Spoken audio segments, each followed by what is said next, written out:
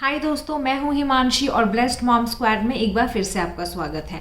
दोस्तों, कुछ टाइम पहले मैंने अपने चैनल पर एक डिटेल्ड वीडियो डाली थी कि नर्सरी एडमिशन का जो प्रोसेस है दिल्ली का वो कैसे होता है, क्या कुछ चीज़ें होती हैं। एक डिटेल वीडियो मैंने ऑलरेडी शेयर करी है, लेकिन कुछ ऐसे आगे के भी पॉइंट्स थे जो कि मैं आपके साथ शेयर करना चाहती थी। इसीलिए ये सेकंड पार्ट एडमिशन प्रोसेस में मैं आपके लिए लेकर आई हूँ। इस पार्ट में मैं आपको बताऊंगी आगे क्या होता है, अगर बच्चे का लिस्ट में नाम आ जाता है तो क्या फॉर्मेलिटीज़ होती हैं, फीस दे देते तो रिफंड होती है या नहीं होती, अगर आपको किसी और स्कूल में जाना है या इंटरव्यू बच्चे का होता है या नहीं होता है, तो बाकी की सारी चीज़ें जो हैं इस वीडियो में मैं आपसे शेयर करने वाली हूँ। तो वीडियो को पूरा ज़रूर देखिए। कोई क्वेश्चन है तो कॉमेंट करके पूछ सकते हैं।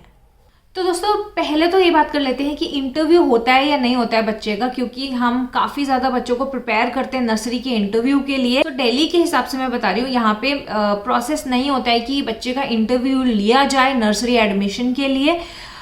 तो ये एक एडमिशन प्रोसेस का पार्ट नहीं है। अगर बच्चे का नाम आ रहा है फर्स्ट लिस्ट में तो, और अगर आपके सारे डॉक्यूमेंट्स वगैरह ठीक है, सारी जानकारी ठीक है, तो बच्चे का एडमिशन हो जाता है। ज़्यादातर स्कूल्स में कहीं मतलब इंटरव्यू प्रोसेस तो नहीं है, लेकिन कुछ स्कूल्स ऐसे होंगे, शायद एक दो स्कूल्स, जो आपको पेरेंट इंटरेक्शन के लिए बुला सकते हैं, जहाँ पे सिर्फ 5 मिनट का एक इंटरेक्शन होगा, जहाँ पे आपसे जस्ट जनरल ये पूछा जा सकता है कि आप क्या करते हो, स्कूल में एडमिशन क्यों करवाना है, या अगर आप वर्किंग है तो बच्चे का ध्यान कौन रखेगा। ये भी सब स्कूल्स नहीं करते हैं, लेकिन एक आध स्कूल हो सकता है जो कि आपको इंटरेक्शन के लिए बुलाए, या अगर आपका बच्चा भी जैसे साथ गया तो उससे भी पूछ सकते हैं like what is your name, आपका फेवरेट कलर क्या है। एक जनरल लाइक हार्डली 1 मिनट की बात। बट ऐसा नहीं है कि बच्चे को अलग से लेके जाएंगे कहीं या इंटरव्यू प्रोसेस होगा। और ये पेरेंट इंटरेक्शन भी, जैसे कि मैंने बताया, हर स्कूल में नहीं होता, बहुत गिने चुने कहीं स्कूल में बुलाया जाए तो बुलाया जाए। Otherwise interview process as such कोई पार्ट नहीं है एडमिशन प्रोसेस का। तो अब बात करते हैं कि अगर बच्चे का नाम लिस्ट में आ गया, से जैसे फर्स्ट लिस्ट में अगर बच्चे का नाम आ गया तो आगे का प्रोसेस कैसा रहता है।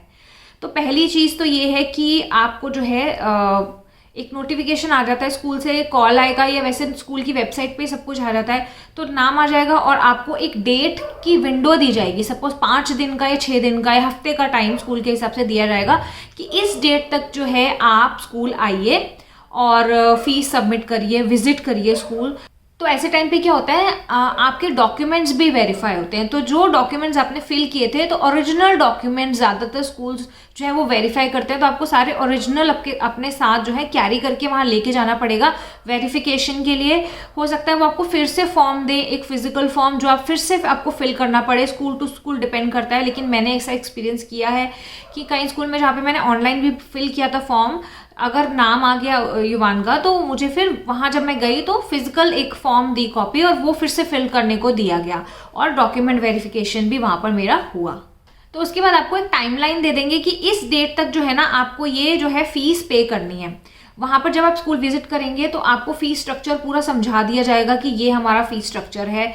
और जब आपको फीस पे करने को बोला जाता है तो मोस्टली पहले क्वार्टर की फीस जो है वो पे करने को बोली जाती है एडमिशन के लिए। पहला क्वार्टर मतलब 3 महीने की फीस जो है वो आपको बोला जाता है कि आप पे करिए एडमिशन को फाइनल करने के लिए। और इसके लिए जैसे कि मैंने बताया, आपको कुछ एक दिन दिए जाएंगे, एक टाइमलाइन दिया जाता है कि इस डेट से पहले पहले जो है आपको ये चीज़ कर देनी है। अगर आप नहीं करते हैं तो फिर वो, अगर सीट्स बचती हैं स्कूल में, तो फिर सेकेंड लिस्ट जो है स्कूल निकालता है, सेकेंड लिस्ट में फिर दूसरे बच्चों का नाम आता है और फिर से यही प्रोसेस उनके लिए शुरू हो जाता है।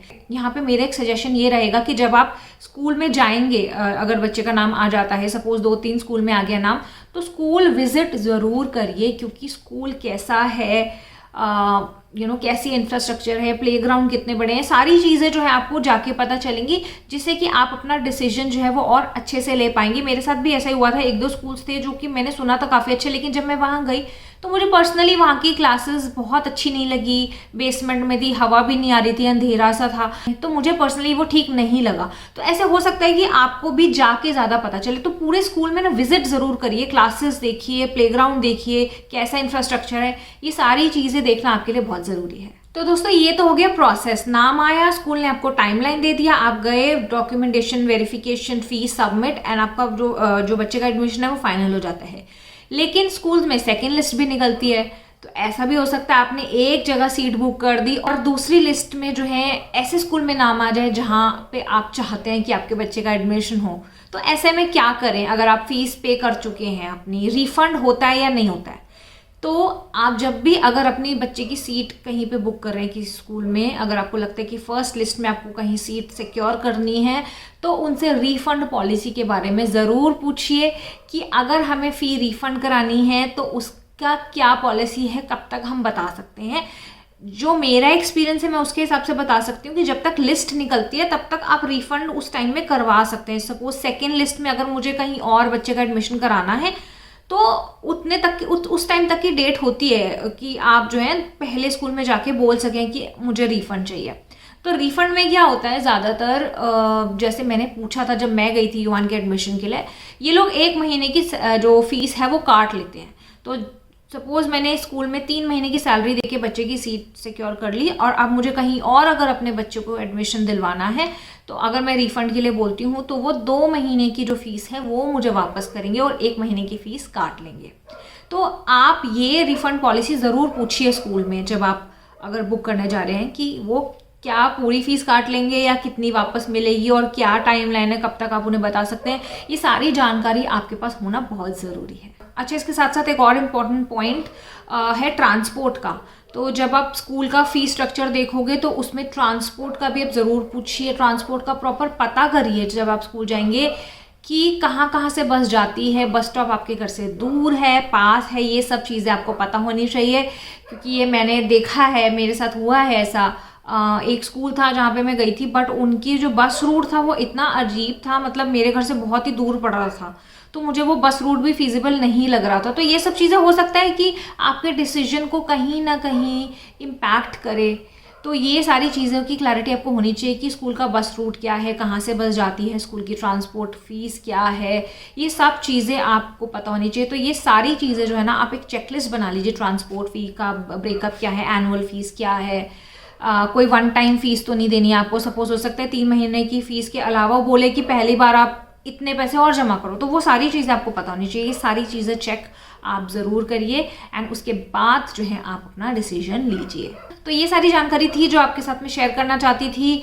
पहली वीडियो बहुत लंबी हो गई थी तो इसलिए वहाँ पर मैंने ये ऐड नहीं किया था, इसलिए ये सेकेंड वीडियो आपके लिए लेकर आई हूँ। होपफुली ये सारी जानकारी जो है आपके काम आएगी, आपकी मदद करेगी एडमिशन प्रोसेस में। और अगर वीडियो अच्छी लगी तो ज़रूर लाइक करिए, चैनल सब्सक्राइब करिए और आगे शेयर करिए दूसरे पेरेंट्स के साथ वीडियो को। Thank you so much for watching blessed mom squad. Good bye, take care and stay safe.